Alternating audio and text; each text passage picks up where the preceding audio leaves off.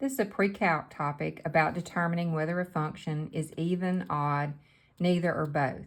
Now, only the zero function can be both, so we're not really going to worry about it in this video, but we are going to look at the other three.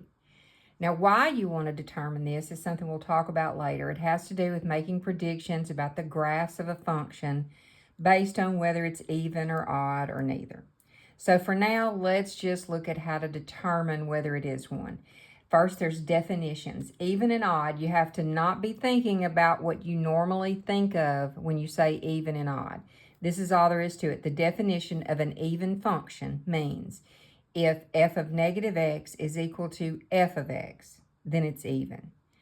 Odd, the definition is if f of negative x is equal to negative f of x. So what are these three things? Well, f of x is going to be your original. F of negative x would mean you plug negative x into the function. That's here and here. And then negative f of x means you just put a negative in front of the whole function and simplify.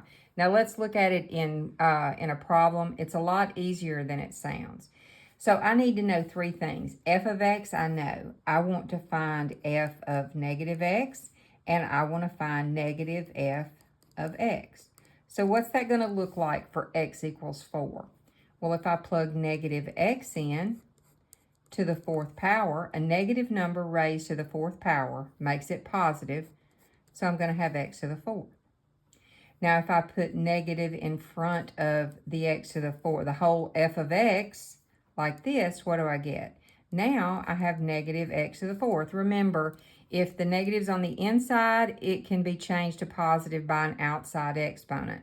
But if the exponent's on the inside and the negative's outside, it's just going to remain negative. All right, so now what matches?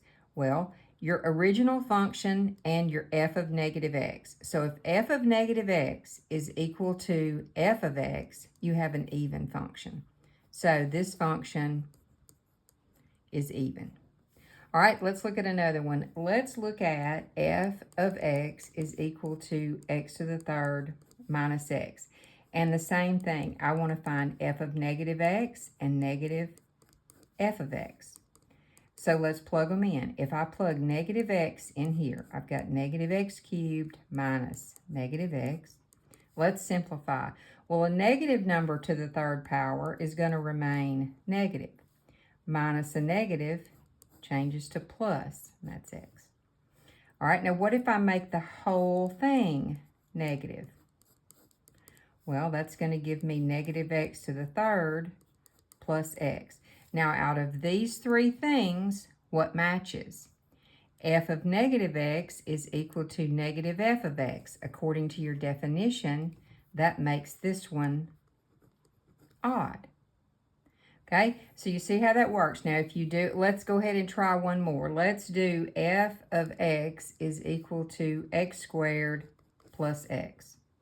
All right, I need to know f of negative x, and I need to know negative f of x. So if I plug negative x in, here and here, negative x squared is positive x squared and minus x. All right, if I plug it in here, I'm going to make the whole thing negative. So now I've got negative x squared minus x. Now, and that's simplified as far as it can go. So what matches? Nothing. So this would be a case of neither. So basically that's it. You need to memorize these two definitions or write them down somewhere you can get them real quick. And then you're going to find three things about each function. You're given f of x. You find f of negative x, and you find negative f of x, and you see which two match, if any of them do.